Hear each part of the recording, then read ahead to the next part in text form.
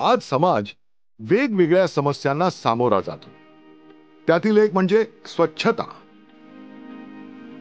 वाढती लोकसंख्या, अपुऱ्या उपाययोजना, स्वच्छता विभागावर पडणारा ताण, निर्माण होणाऱ्या आरोग्य समस्या या सगळ्यांवर समतोल साधत नवीन उपाय शोधणं ही काळाची गरज आहे.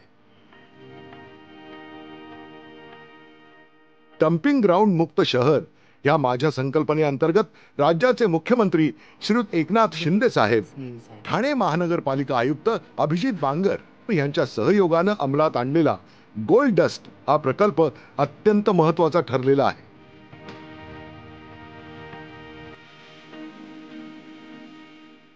या प्रकल्पामुळे ओल्या कचऱ्यामार्फत होणारी खताची निर्मिती करणं ही महत्त्वाची बाब आहे.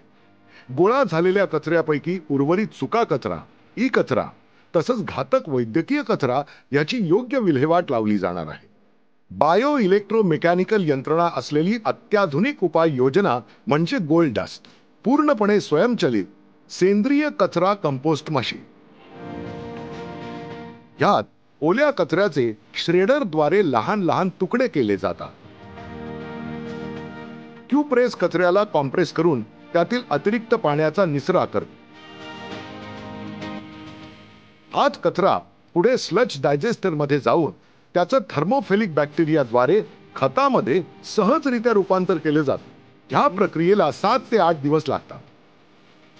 ह्या संपूर्ण यंत्रणेसाठी IIT मुंबई यांचं पेटंट असलेलं सतह म्हणजे solar air tubular heating technology मार्फत ऊर्जा पुरवली जाते. गोल्ड डस्टला सोलर फोटोव्होल्टिक सेलद्वारे ब्लोअर मार्फत ऊर्जा पुरवण्याचं काम होतं, ज्याची युनिट्स गोल्ड डस्टच्या छपरावर बसवण्यात आलेली आहे.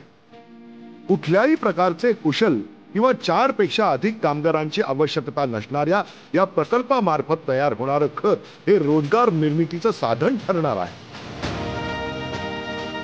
निर्माण झालेलं खत मतदारसंघातील महिला बचत गटातील महिलांना अगदी माफक दरात उपलब्ध करून देण्यात येणार आहे, ज्यातून मिळणारं उत्पन्न हे आर्थिकदृष्ट्या दुर्बल असणाऱ्या स्त्रियांना आपला चरितार्थ चालवण्यास मदत करणार आहे. निसर्गाचा समतोल राखणं हे माझं, आपलं सर्वांचंच कर्तव्य तसंच जबाबदारी आहे. त्यासाठी आपण नेहमीच तत्पर असायला हवं. निसर्ग, स्वच्छता, आरोग्य याचा समतोल राखत माझ्या मतदारसंघाचा विकास करणं हे मी माझं आद्य कर्तव्य समजतो.